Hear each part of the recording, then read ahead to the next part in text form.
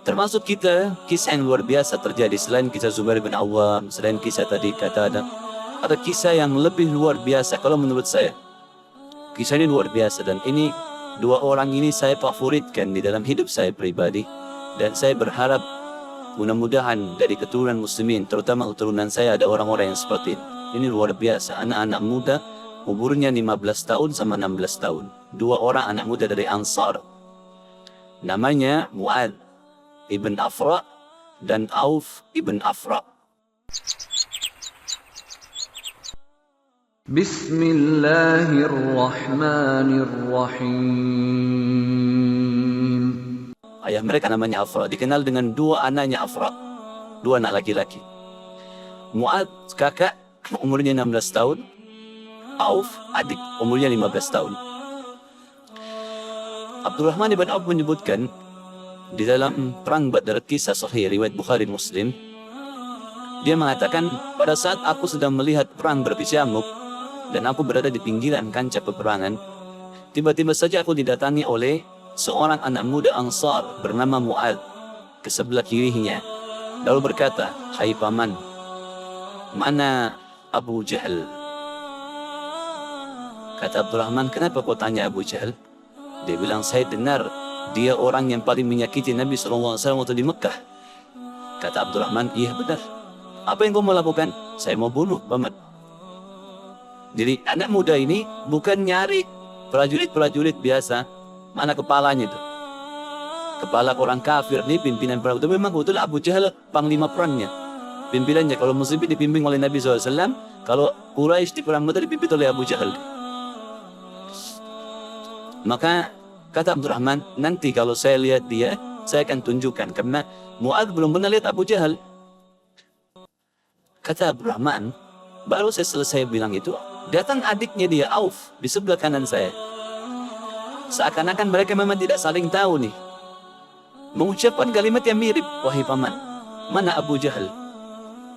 Kata Abdurrahman, "Kenapa kau tanya Abu Jahal? Ini perang lagi berkecamuk. Kakaknya lagi sibuk menunggu melihat. Dia tidak lihat adiknya." Jadi tidak janjian ya. Kemudian Abdurrahman bilang, "Kenapa kok cari Abu Jahal?" Dia bilang, "Saya dengar Rasulullah SAW paling disakiti di Mekah oleh dia. Terus apa yang kau membuat? Saya mau bunuh." "Baiklah, nanti kalau saya lihat saya akan tunjukkan kepadamu." Kata Abdurrahman, tidak lama kemudian, tiba-tiba di pasukan musuh, terlihat itu. Terlihat ada pasukan Quraisy datang, di tengah-tengah pasukan ada Abu Jahal. Abu Jahal dia kata Abdurrahman, "Demi Allah semuanya dari kepalanya sampai kakinya besi. Gak kelihatan kecuali matanya. Sudah gitu dikumpul-kumpuli oleh pasukannya lagi. Banyak sekali. Melingkar mengelilingi dia." Maka saya bilang, "Itu Abu Jahal." Kata Abdurrahman, begitu saya ucapkan itu Abu Jahal, demi Allah, kedua anak muda ini, Mu'adz dan Auf adiknya, seperti anak panah yang terlepas dari busurnya, cepat sekali menyerang semua pasukannya Abu Jahal. Dan karena mereka kelabakan, tidak sangka dua orang menyerang sekian ratus orang, gitu kan? Akhirnya kelabakan nih. Kacau balau, mereka terus menebas sana sini sampai mereka berdua berada di depan Abu Jahal dan keduanya menebaskan pedangnya ke arah Abu Jahal. Tapi karena Abu Jahal di atas kuda dan mereka berdua ini berjalan, gitu kan, berlari, maka pedangnya mengenai bagian paha dan saking kerasnya tebasan tersebut sampai akhirnya paha Abu Jahal sempat sobek, berdarah dan jatuh dari kuda. Si Auf, si adik ini, sempat mati syahid dibunuh oleh Ikrimah bin Abi Jahal. Waktu itu Ikrimah masih dalam keadaan kafir. Nanti tentu sudah pembebasan kota Mekah, Ikrimah masuk Islam. Ada orang dan beliau mati syahid di perang Yarmuk. Ada kisahnya sendiri yang luar biasa juga. Waktu itu masih dalam keadaan kafir. Anaknya Abu Jahal, dia menyerang Auf mati terbunuh. Si adik, si Mu'adz, berusaha melarikan diri karena Abu Jahal sudah kena tangkis sana sini, lepas dari peperangan. Begitu dia keluar, rupanya ada satu orang kafir atau beberapa orang kafir yang menebaskan pedang ke tangan kanannya dan sempat ketebas. Akhirnya tangannya seperti tergantung, tangan kanannya. Dia pun keluar dari kancah peperangan. Dia tidak berhenti, teman-teman sekalian. Perhatikan semangat sahabat mengejar surga dan keyakinan mereka kalau mati itu datang bukan karena sebabnya, tetapi karena ajalnya datang. Karena sebab-sebab kematian banyak. Orang bisa ditabrak kendaraan, orang bisa menghadapi kebakaran, bisa tenggelam. Tapi kalau ajal belum datang, tidak bakal mati. Pasti akan diselamatkan, terselamatkan dengan sendirinya. Apa yang dilakukan teman-teman? Bayangkan di umur 16 tahun, tangan kita tertebas, tergantung tinggal beberapa lembar kulit, beberapa kulit yang halus yang menangannya. Yang dia lakukan, dia buka imamahnya, lalu diikat sama dia. Tangannya disatukan, tangan kalian diikat sama dia di punggungnya dengan imamahnya supaya bisa bertahan. Lalu dia masuk lagi nyerang dengan tangan kirinya. Sementara melawan musuh, dia merasa dia kesakitan dengan tangannya. Ini dia merasa terganggu dengan itu. Dia keluar dari kancah peperangan, imamahnya dibuka, tangannya diinjak sama dia, ditarik, dikeluarin tangannya. Karena sudah mengganggu, dia nggak bisa berfungsi lagi. Setelah itu dia masuk menyerang teman-teman sekalian umur 16 tahun dengan tangan kirinya sampai terbunuh mati syahid. Dua anak muda yang luar biasa ini. Ya. Di sini teman-teman sekalian, karena perilaku dua orang ini, ulama sepakat bahwasanya kekalahan musyrikin setelah izin Allah di Badar, selain janji Allah, adalah perannya dua orang ini. Kenapa? Karena ternyata setelah Abu Jahal jatuh dan orang-orang kafir Quraisy tidak ada yang bisa mengobati karena besarnya sobekan di pahanya dan berdarah banyak, akhirnya mereka kelabakan gara-gara itu. Pimpinannya sudah luka. Dan mereka takut, khawatir jangan sampai dari pasukan muslimin keluar lagi dua orang seperti ini yang menyerang tiba-tiba. Ya. Akhirnya Abu Jahal diurus, dirawat, dikeluarkan dari kancah peperangan oleh mereka, dan muslimin berkecamuk lagi peperangan, masih berperang yang lain. Kita masuk sekarang juga di antara kisah teman-teman sekalian kekepatian Abu Jahal, Firaunnya umat ini. Kita review kembali masuk ke kancah peperangan. Jadi waktu tadi kakinya ditebas oleh Mu'adz dan Auf ibn Afra. Maka pada saat ditebas berdarah dia jatuh. Rupanya orang-orang meninggalkan dia. Sempat ada riwayat yang mengatakan dia dibawa ke pinggiran pasukan. Mereka mau berusaha obati, nggak bisa karena darahnya muncul terlalu banyak. Sementara pasukan kocar kacir, maka yang berusaha juga mengurus dia melarikan diri. Maka Abu Jahal tinggal sendirian waktu itu. Berumuran darah semua, tidak bisa jalan lagi.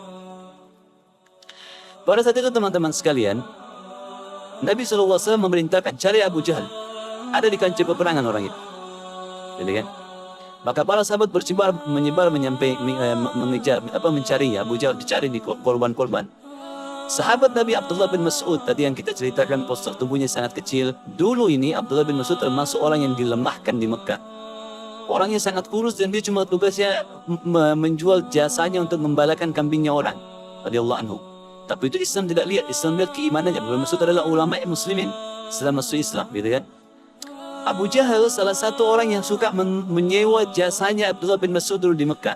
Suruh gembala-gembalan kambing, bayar, gitu kan?